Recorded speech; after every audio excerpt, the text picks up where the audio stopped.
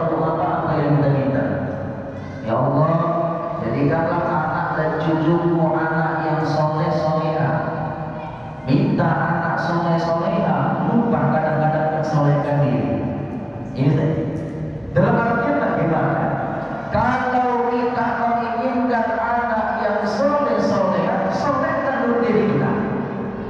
Kalau kita menginginkan cucu yang soleh solehah, solehkan dulu diri kita. Ini yang dilakukan Ibrahim alaihissalam. Maka kewajiban seorang suami bukan hanya sekedar memberikan nafkah, tapi tanggung jawab termasuk kepada anak dan keturunan. Apa yang perlu diajarkan kepada anak kita? Tauhid. Tauhid. Maksudnya bagaimana? Apakah wujud tidak bukan? Kita masukkanlah yang namanya ihsan. Apa itu ihsan? An-ta'budallaha ka'annaka tarahu wa illam takun tarahu fa innahu yarak. Engkau beribadah kepada Allah seolah-olah engkau tak mampu melihat Allah. Seolah-olah engkau melihat Allah. Kalau kamu tak mampu melihat Allah, Allah melihat kamu. Mau sampai kapan anak kita ibadah takut sama orang tua? Mau sampai kapan anak kita ibadah karena takut sama peraturan sekolah? Tapi tanamkan ketauhidan kepada anak dan keturunan kita. Allah Maha Melihat, Allah Maha Mendengar. Ini kan bagaimana dari jamaah yang Allah muliakan ketauhidan kita ajarkan. Hadirin jamaah yang Allah muliakan, kalau ini kita ajarkan, insya Allah tanggung jawab seorang suami kepada anak terpenuhi. Kadang-kadang mohon maaf Bapak Ibu, kalau menginginkan anak yang soleh-solehah, ada dalam satu kitab Injil, dalam kitab Injil satu ungkapan, kata tudimu sebagaimana perbuatanmu begitu beriman. Ada di Elvetia seorang komandan, beliau profesor, beliau polisi tapi profesor tinggi jabatan, dapat sih. Ustaz, anak saya Ustaz 3. Yang pertama 10 tahun nikah tak punya anak. Yang kedua asik partu tak jelas entah apa perjalanan. Yang ketiga asik mau menikah tak jelas. Sekiranya saya kuliahkan sampai doktor, sampai profesor, sanggup duit Ustaz, apa masalahnya?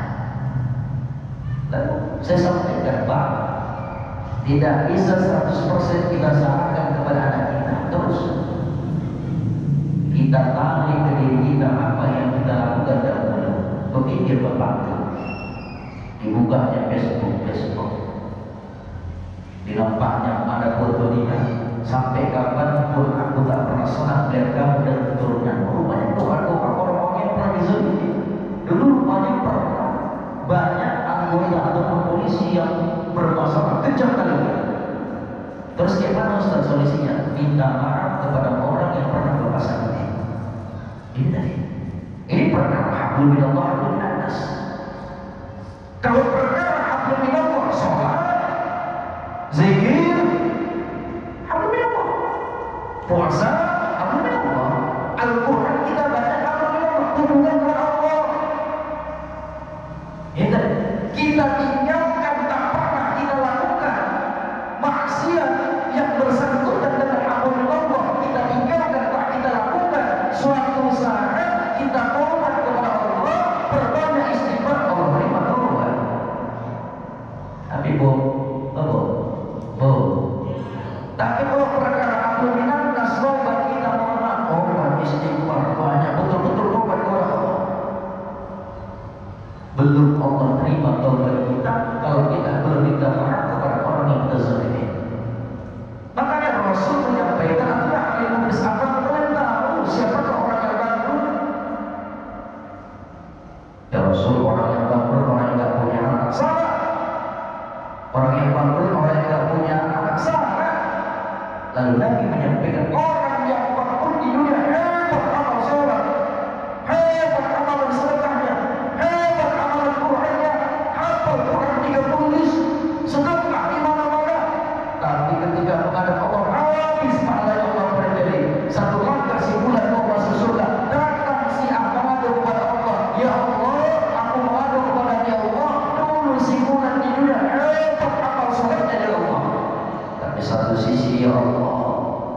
dia pernah memfitnah aku ya Allah, sehingga namaku jelek di tengah masyarakat. Betul bukan? Betul ya Allah. Berikan amal imanmu kepada orang yang menzalimi. Datang orang selanjutnya. Ya Allah, saya ingin mengaku kepada Ya Allah. Dulu si bulan di dunia hebat amalan Al-Qurannya, hafal Al-Quran setafsir-tafsirnya. Tapi satu sisi ya Allah, mudah memandang orang dengan sebelah mata ya Allah, merasa paling hebat dengan ibadahnya ya Allah. Betul bukan? Betul ya Allah. Berikan amal ibadah dengan orang yang merendahkan. Bapak Ibu hadirin jamaah yang Allah muliakan, ini hablum minan nas. Makanya orang-orang yang berada di tingkatan hablum minan nas dan hablum minallah itu baik. Tidak seperti itu. Karena sholat rajin, ibadah rajin, umroh rajin, bolak-balik, pengajian rutin rajin. Orang salah dikit dimaki-maki, tak sesuai dengan ibadahnya, ibadah dengan segala. Siapa ini ya Allah? Seterang kali seterang kan begitu. Hadirin jamaah yang Allah muliakan. Ini tadi. Kalau dalam pandangan tasawuf, kalau kita tak menyukai seseorang, benci kita sama seseorang, apa yang kita lakukan? Jangan kita doakan keburukan samanya, makin buruk sifatnya. Tak suka kita, tak suka kan dengan Allah ini. Doakan Allah tabrak beca nanti di jalan besar sana. Tak tabrak beca itu. Jadi gimana Ustaz? Makin merajalela sifat sungguhnya. Jadi Ustaz, doakan ya Allah, berikanlah hidayah kepada wahdi ya Allah. Ya Allah, lancarkan rezeki wahdi ya Allah. Habis di mari ya Allah, sehat-sehatkanlah wahdi ya Allah. Kalau kita doakan kebaikan, insya Allah semakin baik. Ini penting tadi. Bapak Ibu hadirin jamaah yang Allah muliakan. Hablum minallah dan hablum minan nas. Ini penting dalam keluarga. Karena mohon maaf, ada dalam satu kitab Al-Hikam karya Ibnu Athaillah As-Sakandari, tepatnya di bab yang pertama. Tepatnya di bab yang pertama. Ada satu ungkapan. Kalau kita rajin sholat, rajin ibadah, semua ibadah perintah Allah kita lakukan, merasa kita ahli surga dengan ibadah kita, ini alhamdulillah. Sampai-sampai kita meminta apa ya Allah, seharusnya aku masuk surga.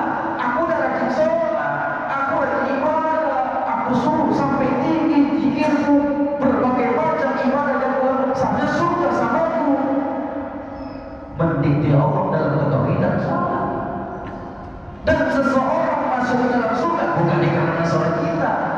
Kalau kita hari ini mengira menyangka Bapak Ibu masuk ke dalam surga dikarenakan sholat, salah.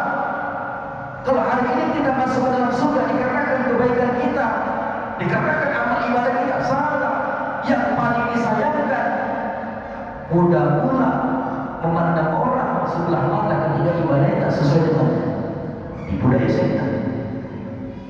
Jadi Ustaz, apa yang menyebabkan seseorang masuk dalam surga Allah? Rahmat Allah, kasih sayang Allah. Rahmat Allah, kasih sayang Allah. Makanya Pak, ada jamaah kajian rutin kita pekan keempat di Majelis Muda LPT Jalan Beri. Ustaz, saya bilang kalau baca buat habis subuh lancar rezeki, baca sholawat dari habis asar rezekinya lancar. Saya amalkan dari usia 20 tahun sampai usia 50 tahun, enggak kaya-kaya. Mau sampai kapan mau kita ibadah yang kita harapkan kaya? Mau sampai kapan kita sholat tua yang kita harapkan kaya? Mau sampai kapan kita ibadah yang kita harapkan hanya sekedar memenuhi kewajiban? Mau sampai kapan? Jadi apa Ustaz? Jadi ibadah kan sia-sia? Tak ada ibadah yang sia-sia. Al-Quran kan sudah menyampaikan, "Faman ya'mal mithqala dzarratin khairan yarah, wa man ya'mal mithqala dzarratin syarran yarah." Barang siapa yang melakukan kebaikan walaupun sejarah, Allah balas. Barang siapa yang melakukan keburukan walaupun sejarah, Allah balas. Kalau dalam kitab tafsir Jalalain, karangan dua jalan, Jalaluddin As-Suyuti dan Jalaluddin Al-Mahali. Sejarah itu ibaratkan seperti biji sawi di bulan tujuh. Ada ulama mengatakan, kalau siang hari seng yang tak berasbes bocor, siang hari ada masuk matahari kecil-kecil itu terbakar. Ada yang mengatakan segitu kecilnya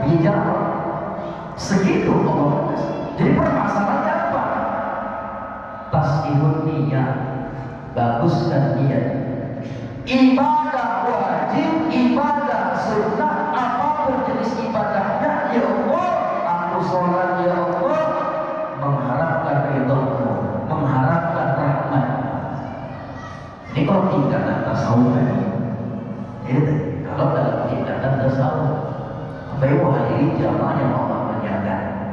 Kalau ini kita ajarkan kepada anak kita, luar biasa. Maka kewajiban kita seorang suami terpenuhi.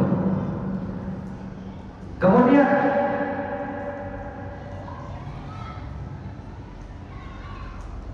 dalam Al-Quran Allah berfirman, wa'ashiruhunna bil ma'ruf. Kewajiban suami selanjutnya, wa'ashiruhunna